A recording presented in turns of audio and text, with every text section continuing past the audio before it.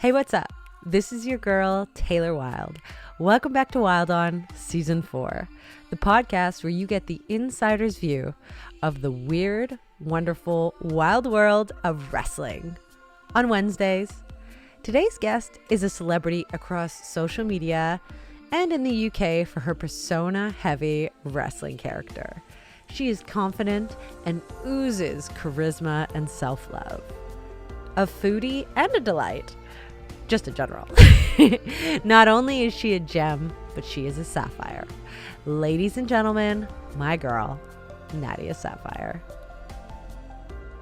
Hey, thank you so much for having me. Honestly, like when you actually asked me, I was like, this is so random. So I was like, during lockdown, I was on Spotify just looking at podcasts, like the wrestling ones.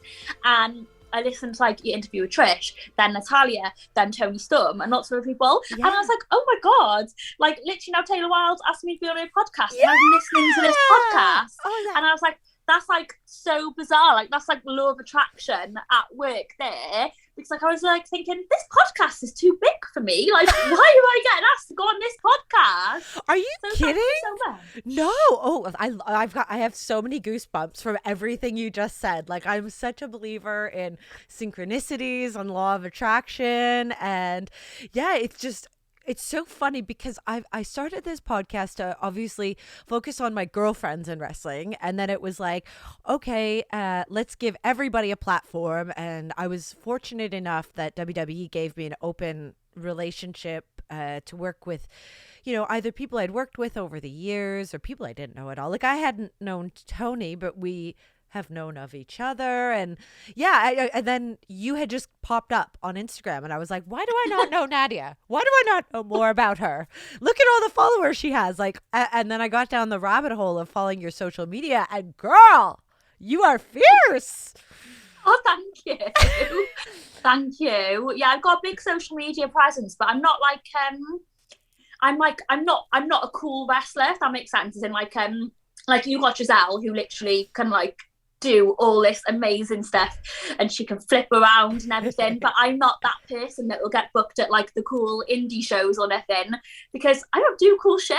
I'm like a character wrestler, but I think I've got all of my followers just from personality and just doing lots of different other aspects other than just wrestling. Does that make sense? Oh my goodness, yes, you say that, but like this is what's so cool about women's wrestling right now is that there's no box to fit in. Like, sure, Giselle is like beautiful and she's super athletic. And like you said, she's very like, the indie wrestler scene loves her. Like she's a respected wrestler. That's what I'm looking for. Yeah. But character wrestling has just as much a spot in the wrestling world. Like you and Giselle, you got like everybody's a fucking superstar. You're a rock star. Giselle's a rock star. It's just we're building these new paths for up and coming. Now, so you had a modeling background, you were a beauty queen. Tell me about that life and how you came into wrestling. Oh my God, you know loads, don't you? Oh girl, I'm researched. So I started wrestling training when I was 14. Okay. I always wanted to be a wrestler and I was like, I have to do that. Yeah. And then when I was wrestling, I decided to do beauty pageants at the age of 16. The first ever beauty pageant I did was a Miss Swindon, which is like a town in England, because at that time when I was 16 and everyone went to college, I was like, no, I want to be a wrestler. So I got a job and moved somewhere where there was a training school that was like full time. Oh. So I was training like 5 days a week to be a wrestler. And then I just started doing beauty pageants then as well. So I got runner up Miss Swindon. That was 2009. Then in 2010 I was in Miss Universe Great Britain. Oh wow. As one of the finalists, so that was in 2010. I also did like Miss Cardiff City, and then I was actually saying to Giselle about it the other day. We were just like talking about it and I was showing her old pictures and she's like, oh my God, you look so cute, because I look like completely different, you got a bit of peppy fat on you as well and everything. And yeah, so from the ages of like 16 to 19 I did beauty pageants and I stopped, so it didn't last that long. Wow, that's really cool. Okay, so the one thing that blows my mind about women that start in the UK, you start so young, like 14, 15 is the norm. now, did you, obviously you grew up watching wrestling. Do you have brothers and sisters? Like your whole family, are they involved in loving wrestling? So they're not like they're not into wrestling. Okay. Like my family have just started coming to shows because I'm running shows now. They've started to come and help out, but Ah, otherwise they wouldn't have really bothered. okay. My mum's come to watch me a few times, Yeah. but yeah, they're not really into it. Like we had like PlayStation games and stuff like that, but I was just sort of like the loner, loving wrestling, watching Trish and Lita and the Hardy Boys and Kurt Angle. It was like 2001 I started watching it. That was my favorite era. Yeah, literally like that whole era. I just fell in love with the storylines, like the Alliance versus WWF. I remember like having anxiety going to bed, thinking that the WWF were going to go out of business with Survivor Series. I genuinely, like, you know, for me, I was like, this is real. Like, I didn't really know anything then. All I knew was that I loved it. You're obviously, the fierceness doesn't end with beauty pageants and modeling and wrestling. You're now a promoter. So did that come in line with your love for wrestling? You're like, I want to be a wrestler, but I want to do it my way. Is that... Yeah, so I started running shows this year. So I've done 4. I'm on my 5th now, which is going to be the 12th of June. Yeah, you know what? I've got a newfound respect for promoters. I didn't realise how stressful it is. And like, I feel like it's even more stressful being a girl because I wrestle on my shows as well. Sure. So it's like when you're running around doing things and sorting other people out, you haven't even got any time to do your makeup. And if you do your makeup, by the time you put all the chairs out, your makeup sweated off. Yeah. And I'm just there like, oh my God, like this is hard. And like there's so many different things to think about. And like obviously you're gambling your money essentially as well. Yeah. I don't know, for me, I just wanted to create like a nice place. Like for me, it wasn't necessarily about like having the people who are the best at wrestling. For me, it's about having good talent, but nice talent. Sure. I don't like, you know, like when you've got some shows and everyone's just trying to have like that best match. It's like I wanted like somewhere where like you can create something and like everyone knows their place on the card, where like fans come and they don't feel fobbed off, because there's some wrestlers who are so disrespectful to fans. So I wanted it to be like a society, hence why I called it Wrestling Society.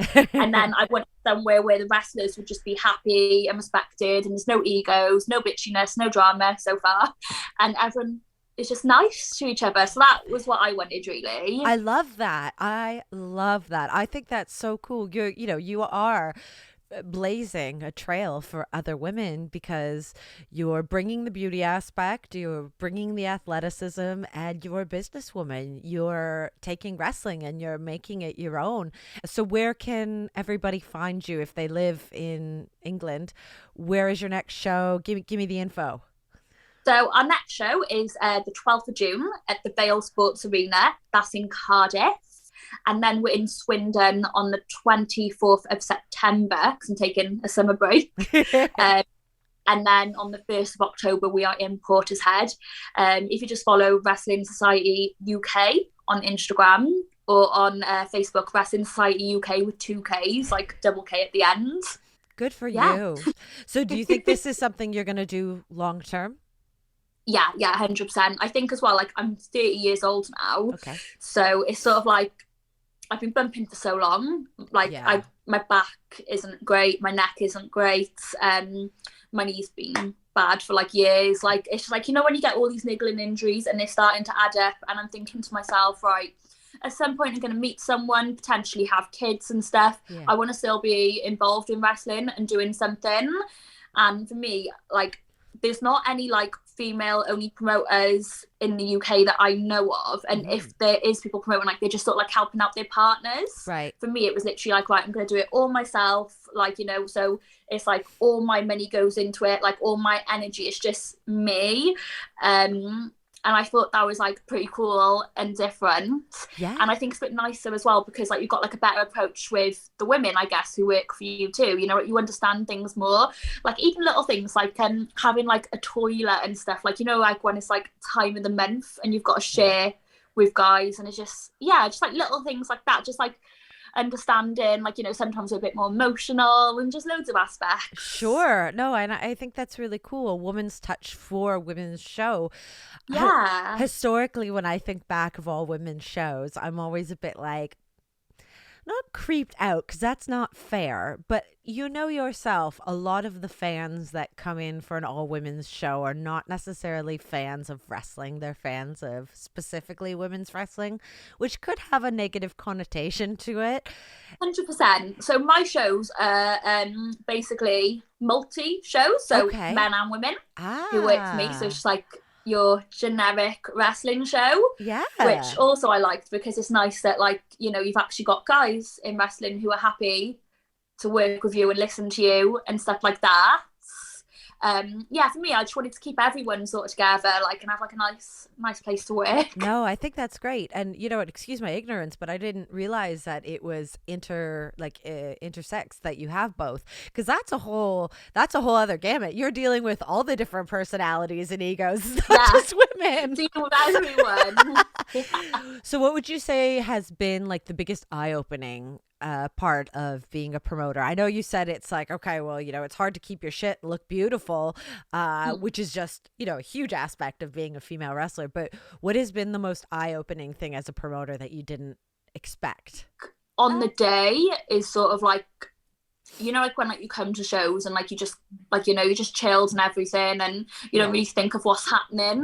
But it's just everything, like all the little things, like making sure there's someone near to the music, making sure like the lighting's right, making sure the rings there on time, making sure there's enough chairs out, then looking at your pre-ticket sales and making sure, like, you know, you've allocated seats, then the merchandise, then the tickets. And like I've got my mum helping me, and she's 63, bless her, and she's so slow, and she's literally there, like, and she's like, say if someone comes in, they want to buy 2 tickets, she's there, she's trying to add it up for ages. And then like straight after the shows we go into backstage passes, and I'm literally running out grabbing the backstage passes because my mum's so slow.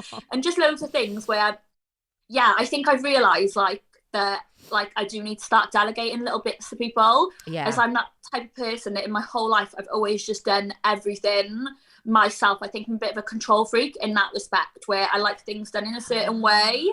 But on my last show, I just sort of like left the merchandise section to my mum and just left her set it up how she wants to, type of thing.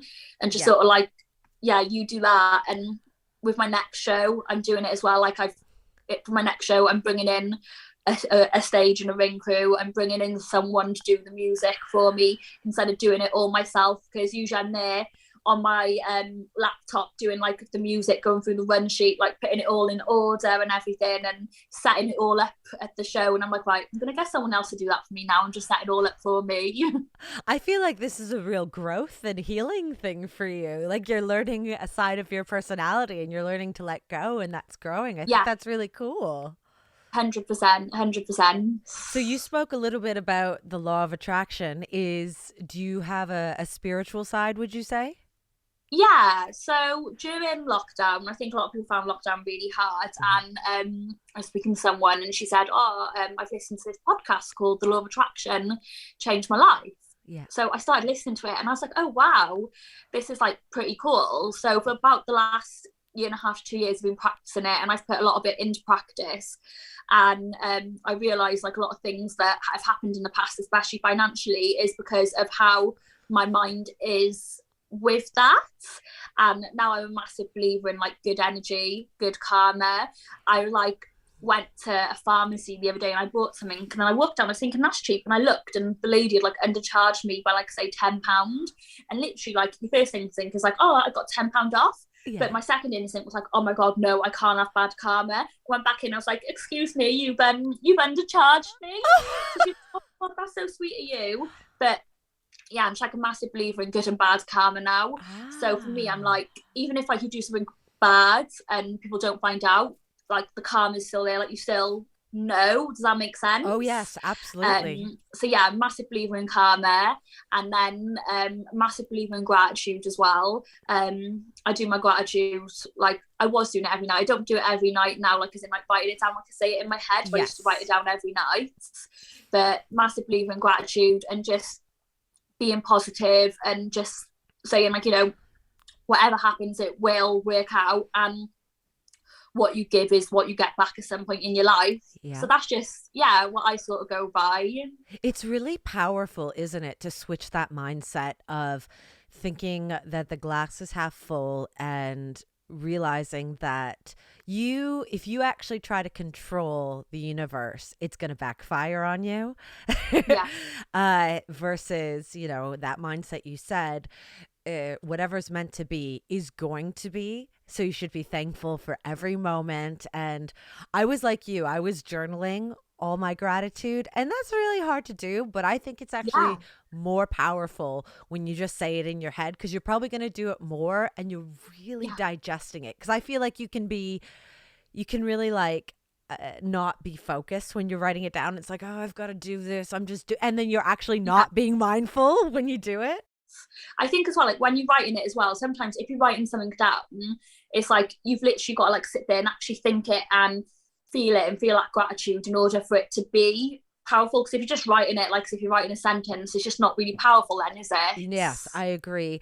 And I think it's interesting what you said about delegating control and being a control freak and how that affected you with money. I think when you switch your mindset and you realize money is just energy, and I don't mean like be frivolous, just spend crazy, but it is what, with the same with emotions of karma, it is what you put in. So you have to let go of money to get it back. And the more you control 100%. It, you live in that like lack mentality. So I've been abundant for the last, I say about the last 6-7 years, but literally the last 3 years, I've really seen like finances come in and everything, and just like, wow, like, how does this work? But I do read like a lot of money manifestation books and stuff like that, like Get Rich Lucky Bitch. I say read, I'm dyslexic, I actually listen to them on Audible, but that's I say read. That's the same. I listen. I can't, if I read something, I can't take it in. Yeah. And I have to read it again and again and again. But if I listen to it, then I've taken it in, if that makes sense. That's a learning style. That totally counts. Like you could munch. So like you could take so many books in audibly and it digests, and you could read the same book for a year and it still doesn't digest. That's just knowing your learning style. So you were reading. Sorry, continue. I was going to say something about abundance, and it totally left my head. Oh, I don't know, it'll probably come back in a bit though. You know when you're going to say something and then it goes and you're like, oh. Yeah, absolutely. I think that's the story of my life. You just have to honestly, I forget everything. I've got I'm always like in my phone, in my notes, like putting like to-do lists, constantly writing things down, constantly running round. Yeah, I've got the worst memory ever. Do you know, I actually got this podcast wrong. So basically, I said to Giselle, because we're going out on Friday night. Yeah. I said, I got a podcast at 5 p.m. on Friday, I said. So I said, I'll have to do that podcast, then we could go out after. And I got your message yesterday. And you're like, oh, you're all good for tomorrow? So I looked, I was like, oh my God, I said, Giselle, actually, no, it's 3 p.m. on Thursday. That's how bad my memory is. But I have a list that I go through, and then I'm like, okay, well, it's because I have to remind myself. That's why I'm reminding you. So good thing we're good thing you did, otherwise I'll be here on Friday waiting for you. We're like and that's one thing I want to talk about. So you've got Giselle there with you for 3 weeks. Yeah. We should definitely do a 3-way podcast, because I feel like, oh my God, that'd be so fun. Me and Giselle are crazy together though, so expect lots of like pushing each other out the way and trying to get attention. We should 100% do that when she's down, like anytime, whenever you're free. We'll sort it out. Okay, I would love that. Giselle is literally one of the most authentic, hilarious, talented women I've ever met. She is such a good time. I know, she's nuts, bless her. She's hilarious, but like I love her for it, you know. Oh yeah, absolutely. And here's the joke with Giselle. I had her on my podcast, and that's actually how I met her. So we've never actually met in person, but I feel like she's one of my good friends. That's just the energy she has. You feel like you know someone, don't you? Though, from like, I think like when you speak to someone like on FaceTime, sort of like it sort of feels like you're there with them. Yeah. Like since she's moved back to Canada, she FaceTimes me all the time, and like she's just on the side on FaceTime, like just like, you know, I'm just doing things around my house. Yes. And it just feels like she's there with me all the time. Like that's how you sort of like with texting, it's sort of like you can't get a gist for people, but with FaceTime and Zoom you can't you? Absolutely. Well, my first husband was actually from Brighton. So oh wow. Yeah. Did you live down in Brighton? Or? I did for a year. Yeah. Oh my God, that's so cool. Yeah. So did you wrestle in the UK when you were there? So I had wrestled. So I was with TNA for 5 years, and I had probably done 3 or 4 UK tours. So I traveled that many times for wrestling for work, and then I'd never actually taken any independent bookings when I lived in Brighton, because I was kind of on the end of my career. Like, I'd left TNA, and so no, I was just gonna say, if it works out, now I've gone through a lot of personal issues over the past year that's kind of stopped my momentum of my comeback, but not really, because nothing ever stops it. Time isn't real. But now I'm ready. So if it works out, I would love to wrestle for your promotion. Come to the UK, come wrestle for us. That'll be amazing. Yeah, it'd be nice, isn't it? Then we can all chill out, catch up, go out for food, drinks, train a little. Sounds like the perfect girl weekend for a bunch of professional wrestlers. 100%. We'll have to bring Giselle down. I do at some point want to do an all-female show, maybe in like a year or two. But I know with that's even more planning, more expenses, because obviously females are all over the place. And then, like we were saying earlier, it's a certain type of fan. So it's about having somewhere central where you can get all the fans in. Yeah. Does that make sense? Oh, yeah. I think you hit all the nails on the head, because it's, when you do an all-female show, you can't just pull from local. You have to have reasons of attraction to bring people in. Yeah, 100%. Yeah. Like, I own a custom wrestling company as well. Oh, wow. So I've had that for about 3 years. I've literally got everything. You do? So I've had that for about 3 years, and I enjoy doing that. So I think it'd be something like do an all-female show, but our customers come and get tickets as well, because they're from all over the world. So, like, you know, something that's re-planned, or even like something where like we do the show live, where they can stream it live or something. It's like even like a smaller venue where you can only fit like, say, 100 people in, but you've got live. So for me, it's building up our custom company. So we've got this amazing fan base. Then all the girls and guys who work for us, we only have a few guys that work for us, but mainly girls. Everyone who works for us, we can sort of put them all on a show with a few other people, and just sort of like, have a different fan base. But that's like a totally separate thing, because customs, like I think I class that as like over 18, over 21 type of thing, you know? Yeah. Oh, you know what? I've had some of my favorite moments doing customs. Have you? Because it's so silly. It's so silly. Fun. It's like, we always say, like, me and the girls say, like, literally, when we do custom wrestling, it's like, what you think like makes sense in the match, you just throw that out the window. Like, nothing makes sense. And at the same time, I've learned so much, because it's like people put like these submission moves on, like I've never heard of that before, and you're googling these submission moves, and I feel like you really learn, like, especially like from like a tech wrestling point of view, you really learn how to do a lot of stuff, and like you don't have much time to remember. You sort of go over the scripts and you have to fill bits in. So you do learn how to work when you're doing customs. Yeah, that makes sense. Because you're not doing it for an audience, you're doing it for a camera, and you're doing it with moves that you didn't choose. So it's a whole other mindset. Yeah, I'm literally like, I like, whenever people are like, right, pile driver moves, like, no, I'm not taking them. I can't do that move. Luckily for me in customs, everyone just always asks me to do a stink face. I'm like, yes, I can do a stink face, not a problem whatsoever. Or I can do a camel clutch, easy. But when the complicated moves come up, I'm like, does someone else want to do this? I'm like, I can't do these.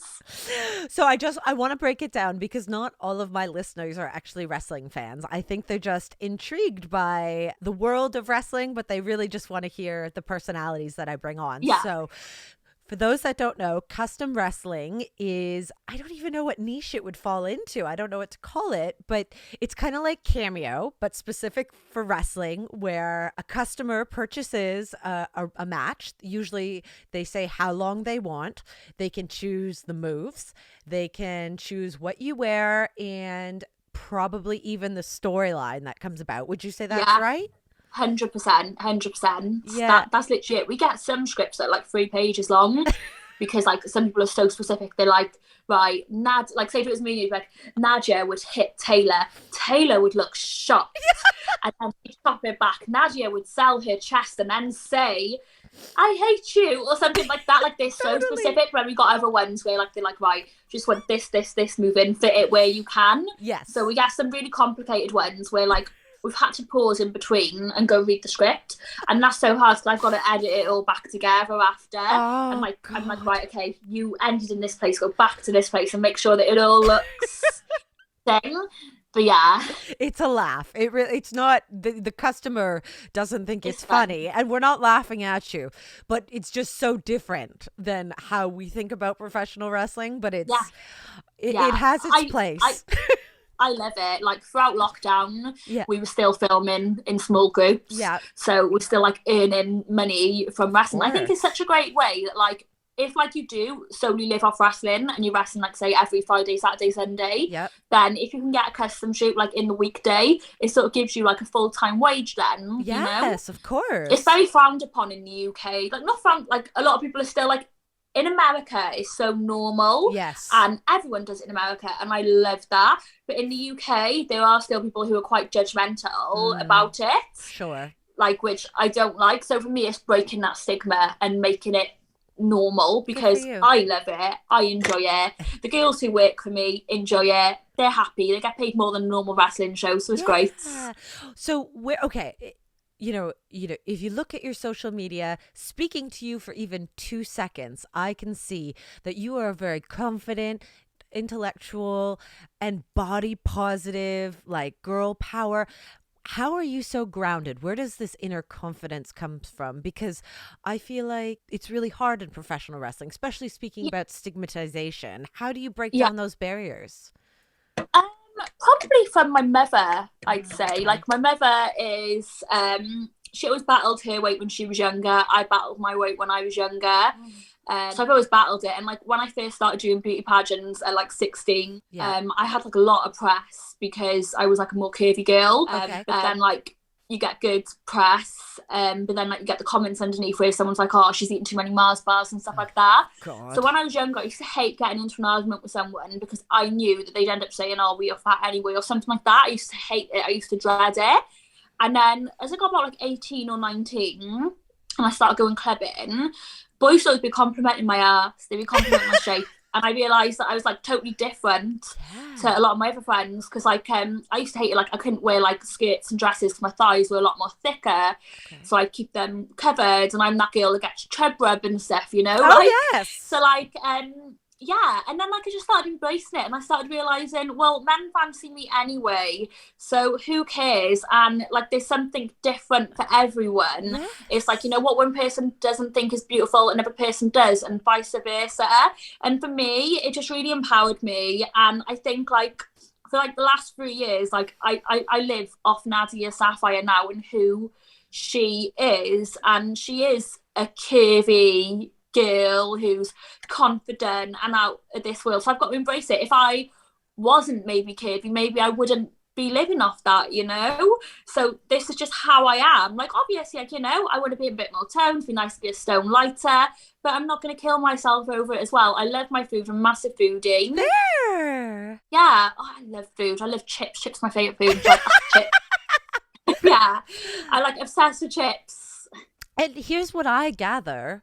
You are happy. You are a happy human being. Like the one powerful thing that I keep hearing from women, which is so different than the mentality 5-10 years ago, is why are we killing ourselves for like bikini season, hypothetically? Wear the bikini now. You're beautiful now. I love my body in a bikini. Like, you know, like, yeah, I got cellulite. I don't care. Cellulite, it is what it is. Everyone's got it. And I do love my body in a bikini. Like, I was like, God, about 1.5 stone bigger when I went to Egypt a few months back, and I was still embracing it. I was like, yeah, I got boobs, yeah, I got an ass, like, yeah, I got thick thighs. But then at the same time, when like my friends who are like size 8, I love their bodies in a bikini too. I'm just like, you know what, we all look bloody great. Like, and I just think as well, I'm like, you know what, like, say if like you're with a man, they're happy to just be with you, like, regardless of your body, you know, like. And so they should be all bloody privileged. So, you know, we're all different. That should be on a t-shirt. A man is just happy to be with you, and it is a fucking privilege. Oh my God, we make a t-shirt. We'll be like, happy for me. Literally, we'll make some merch. We'll get it done. We'll get it copyrighted so no one can take it away from us. Yeah, Taylor Wilde, Nadia Sapphire. You heard it here first. Yeah, literally, she's privileged to be with this body. So that theme, though, I think that carries into your social media persona, which is Nadia Sapphire, of course. And you have a huge following. Like, you know, you're over 70K. How that's not easy to do. Where did you find like the growth? What was it that you were putting out there when you really started to see a growth in your followers? You know what? On YouTube, a stink face video went up with me stink face in the ref, and it got like 2 million views. Holy shit! I took a nice little spike up then, and then I had like a million people, like not a million people, but like loads of people who literally loved the stink face. So I just rolled with it. On my OnlyFans, I'd start doing stink face Sundays. In my custom wrestling company, I'd start doing stink faces. And now I do POV stink faces where literally I stink face the camera. So if I was going to give you a stink face like Taylor, I'm going to give you a stink face and stink face the camera. And I just rolled with it. And oh my God. Yeah, so I've got a lot of like, I guess you could say it more like fetish wrestler style fans. Sure. But I love them. Like, at the end of the day, they keep me in this beautiful home. So, girl, make that fucking money. It's a stink face. You're saving your body, and it's hilarious. Exactly. Like, literally, like even now, like when I do shows, I don't do a lot of moves. I'm more like I like to be a heel character bitch anyway, and I get pretty good heat, so it doesn't really matter too much. But yeah, saving my body. Like, for me, it's all about longevity and living this life as long as possible, and feeling young and staying young and just having like a young soul, you know. Absolutely. But it's just over years, like about God, I've had my Instagram ages now, just over the years. Like, I seen a spike in my Instagram recently when I started TikTok. YouTube actually deleted me. I got my YouTube back now, but they deleted me, and I got it back after like speaking to someone in YouTube. And then I was like, right, I need to make something else similar. So I was like, what's similar? And I was like, okay, TikTok. And I've always had a TikTok, but I've never really posted on it. And then in January, I started consistently posting on TikTok.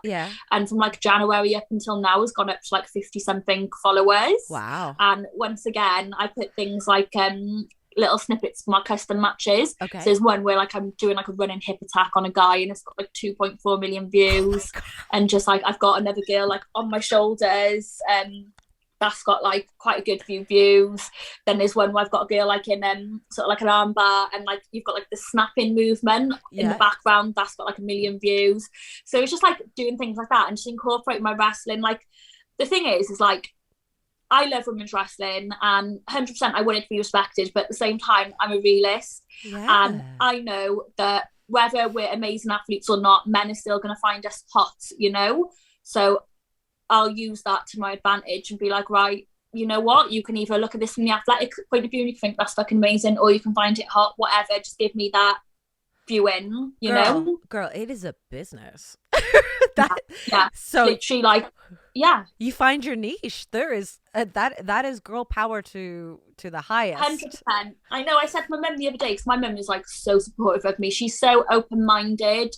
She's like she's the type of person she'll be out in the back garden sunbathing topless. You know, like, she doesn't care. She'll walk around the house naked. Like she doesn't give a fuck. Like, your mom's so awesome. I think I'm like that. Yeah. Body's a body. I really like for me, it's not a sexual thing.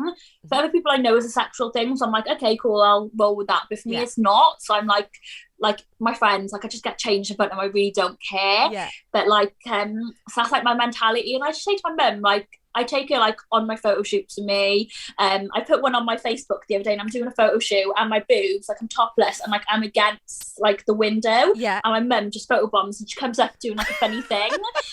And like, I took her to Egypt with me, and like I had like OnlyFans shoots in Egypt on the beach, and I make her do like all the background recording and everything. Oh, wow. She's just packed all my underwear down there and my Christmas outfits to send out to fans. And it's like literally like, she just like, I love that. Like, so we've got such a great relationship. I forgot my point was. I've totally gone off track. That's okay. I love where we're going. It doesn't matter. there wasn't point to this. But so basically like my mum was just like, that was my point. My point is, I said to my mum the other day, I said, to be honest, mum, I said, as time goes on, I'm probably always going to be like, I'm probably going to go more towards the sex work industry now. And she's like, yeah, it's all good. Like, even though like it's not over sexy, but I'm just like, that's like, I feel like I'd love to be a webcam model in the future. Not now because I'm wrestling. Yes. But in the future, when I retire, fucking go do that. Like, you know, and I'd feel empowered and I'd feel happy. Like, I messaged Tony the other day, like when she made an OnlyFans. Yes. And I was like, amazing. Well done for doing it. And she said to me, it feels so fucking empowering. And I was like, yes. You know, like, you've taken control of your own body, because the thing is, like, you get people who leak shit and you're not in control. You get people who take things behind your back and you're not in control. When you're doing it off your own back, you've taken that control back. And I think that's why loads of people slag us off as well, because you've taken the control back, and that's what they hate. Yes. Ugh. Mic drop. Oh my God, sorry, my phone just dropped now. Literally 2 seconds, I'm so sorry. My phone is literally in my, there you go, it's in my lighting thing, and it just dropped down. I just flipped out because the universe was like, girls, that's it, that you've hit it. Literally, yeah. That's so funny. Okay, I feel like we need another 2 hours to keep talking about it. But let's wrap this up and do my top 10 tailor-made questions. Are you ready? Are you ready? Yeah. Okay. Name a beauty product you cannot live without. My MAC setting spray. Same. Love it. What is your favorite exercise? Tricep extensions. Nice. What is your biggest pet peeve? Smell. People who smell. Who is your celebrity crush? Zac Efron. Oh, yeah. Zac Efron. So fitting. Especially like surf boy Zac Efron. Oh my God. When he was in 2 seconds, I got pins and needle in my leg. I'm like, ah! Honestly, I'm a nightmare. You're the best. Guys. No, you're the best. Oh my God. Literally, old woman here, like. What is your favorite band or artist? Ooh. You know what? Oh, God. You know what? I don't know, because I'm so like open to all music. I'm just like, I listen to whatever. And people who I like, then like they'll do songs I don't like. So I don't actually have a favorite. Okay. So would you say then you're more like a top 40 kind of thing? You like what's new? You know what? I love like 80s and 90s love songs. Let's say that. Oh. Like, yeah. Do you have a favorite? Yeah, I give you a love song, guys. Oh, I love that. Do you have a favorite love song? Oh God. I've been waiting for a girl like you. Who sings it? Is it? I don't even know. I don't even know. But I love it. I'm like, yeah, that's the song. I'd like imagine that a guy singing it to me, like, I've been waiting for a girl like you. I'm like, yeah, that's me. Oh, it's so good. Okay, do you have a secret vice, like drinking a glass of wine in the shower? I drink tea in the bath, but that's about it. That's pretty funny. I always have a cup of tea in the bath. Like, I have to have a bath with tea, and I have a bath like 2 or 3 times a day. People think that's weird. To me, that's being a goddess. Like, you're just cleansing. Yeah. I hate showering. I know some people will be like, you don't like showering. I hate it because I'm so lazy. I try to lie down in the bath for like half hour at a time. I love that. What wrestler has the best entrance music? Ooh, Randy Orton voices. What is your drink of choice? Ooh, a porn star martini. Love it. What has been your most embarrassing moment in the ring? Oh my God. So I had brand new gear, and it was like a tag team main event match. Yes. So it was like 25 minutes long, and it was right at the start, and I went to lock up, and as I went to lock up, my gear all split on my ass.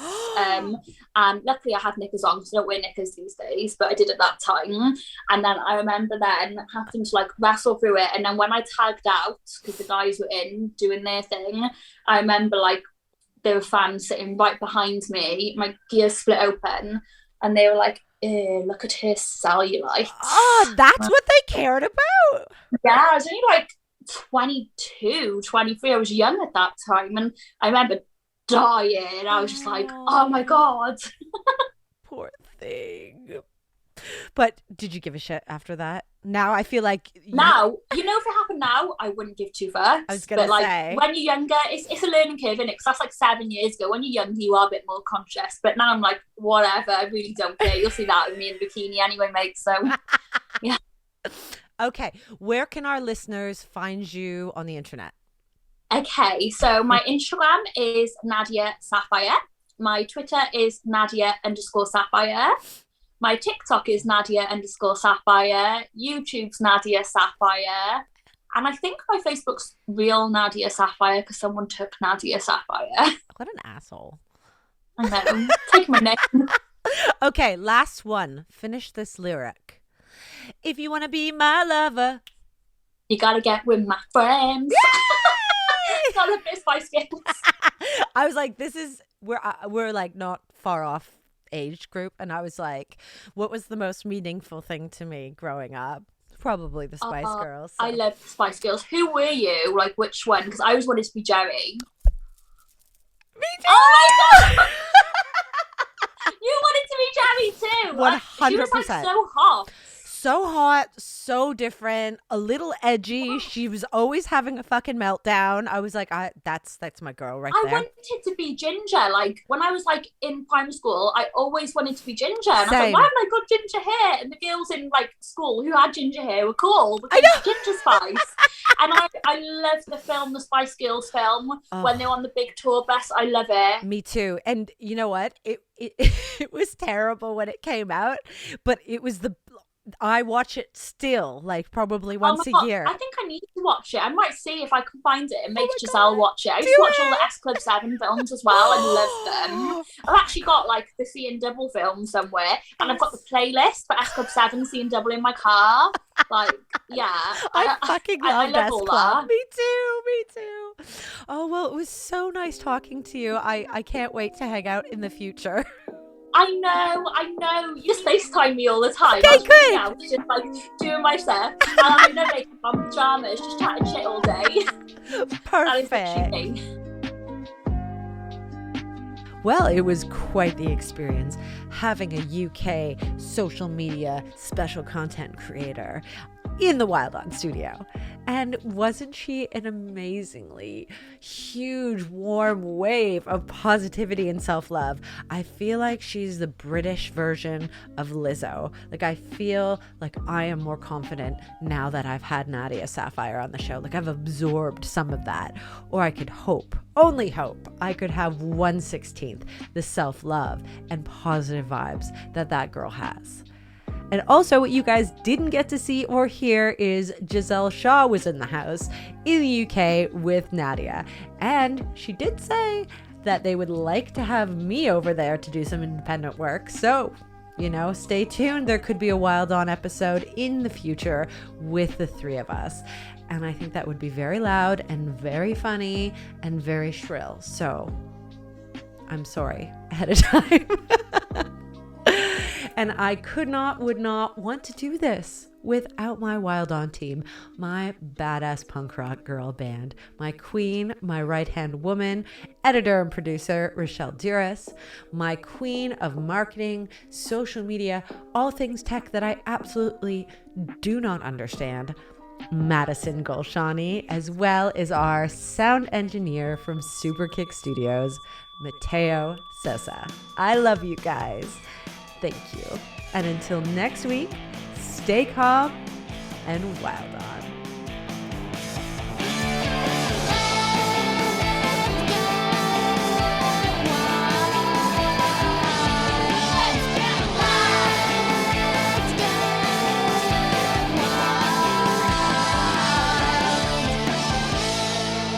We want to